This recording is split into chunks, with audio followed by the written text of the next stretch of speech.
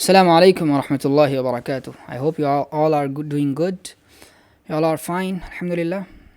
Okay, let's just start today's class. Jumping into the brain. The mysteries of the brain are as complex as the mysteries of outer space, like Barbara and all. I had to go back to the basics. It was tough at first because others already knew so much, but I found that my training in physics helped me think about biology in ways that others couldn't. It's amazing how subjects connect in ways that you don't expect. I had read about neurons in books. However, they only became real to me during a summer course at Woods Hole in Massachusetts, where I got to see them under a microscope. There is an important lesson here. Learning comes to life when you do something with information. Make it active. Don't just read it. I recorded electrical signals from many different types of neurons. What I had learned at my high school radio club about radio signals really helped. You never know when your knowledge is going to come in handy.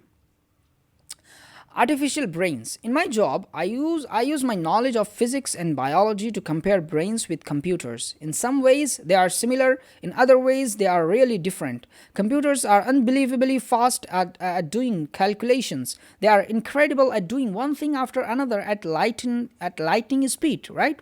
So this is me today at the Salk Institute in La Jolla, California. The Salk Institute is one of the best institutes in the world for research on neuroscience and medicine. Right? So brains are different.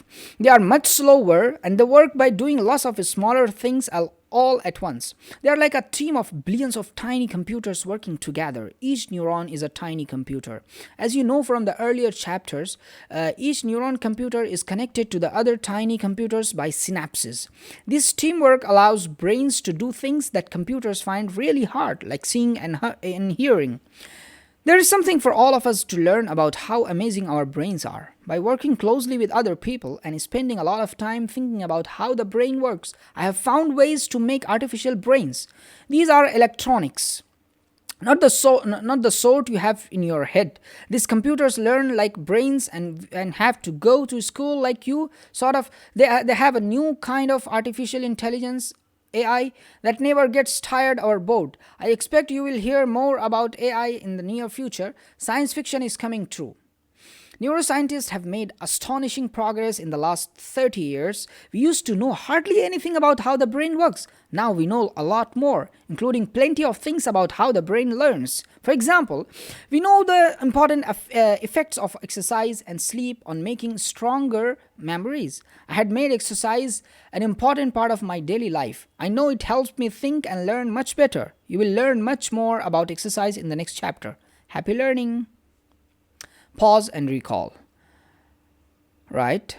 What are the main ideas of this chapter? You will find that you can recall these ideas more easily if you relate them to your own life and career goals. Close the book and look away as you try this. Okay, summing it up. This is the khulasa. Find something that really grabs your interest at school. Find your own version of radio club. Don't be afraid to ask. If your school doesn't have activities that interest you, ask them to set something up. Or you can start a club yourself with some help from the school. Be ready to work with others. Hang out with creative people and see how many more ideas you start to have yourself. Make your learning active whenever you can. Put things you learn from books into practice as well as reading about them. Be amazed by your brain. It's as if you have billions of tiny computers all working together for you. Learning in one area can give you more ideas in other areas. Subjects connect. Physics can help with biology, and it might even help with arts, sports, or making friends. Okay, picture walk done, a few end of chapter question tackled, and notebook ready for the next chapter. Right, okay, chapter 11. How to bump up your brain. In 2015, Julius Yego became the world javelin champion. He threw his javelin 92.72 meters. He threw it so hard he fell over. He soon got up to celebrate though. Julius has an extraordinary story. He grew up in a poor part of Kenya in what is known as Africa's Rift Valley. When he became interested in the javelin, he had to make his own spears. He made them out of branches from trees. In Kenya, the most popular sport is running. There weren't proper Jolins. There was no Jolin coach in the whole country, and Julius didn't even have the right shoes. But he was determined.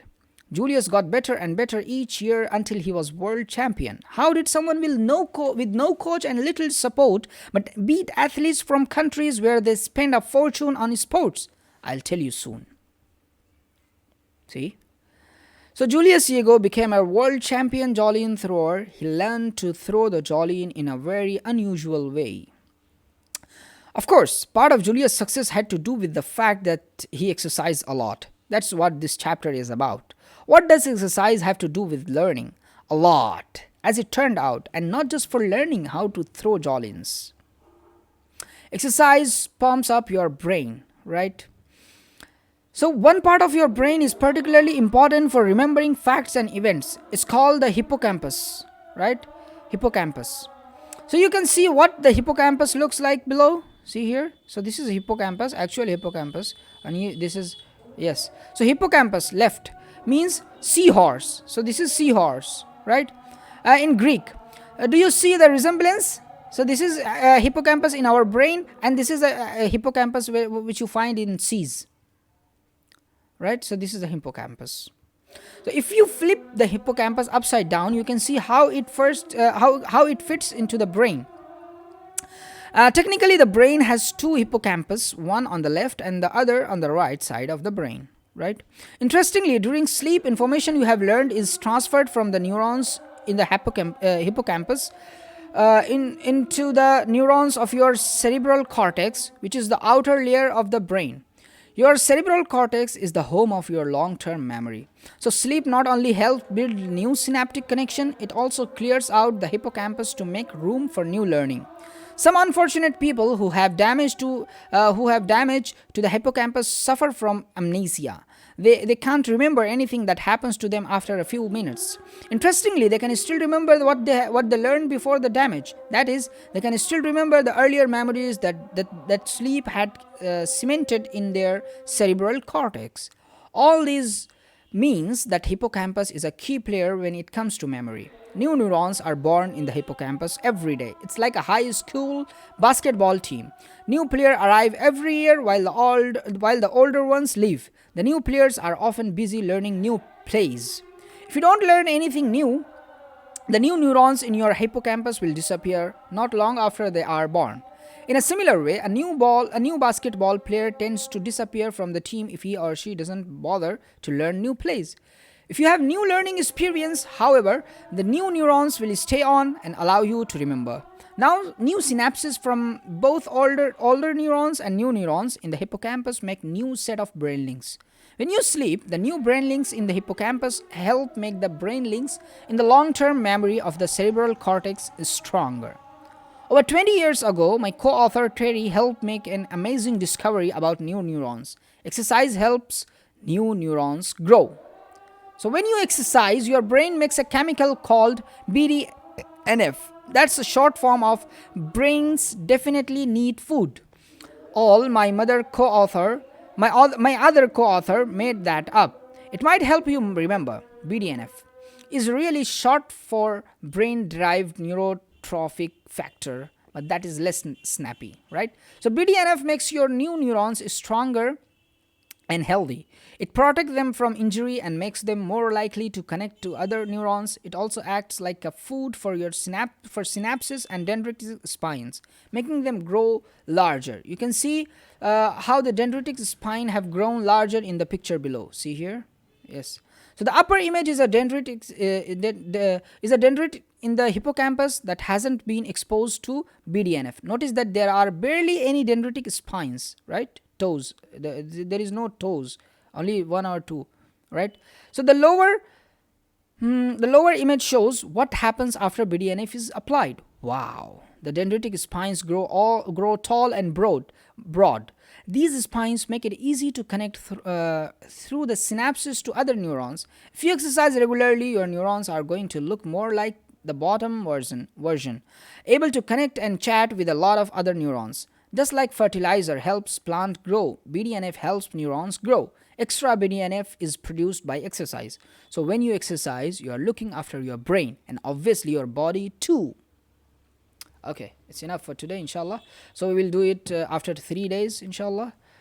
Till then, be happy, and yes, keep me in your prayers, and just share it with your friends who wants to learn how to learn anything. Okay, yes. Thank you. Jazakallah khair. Wassalamu alaikum wa rahmatullahi wa barakatuh.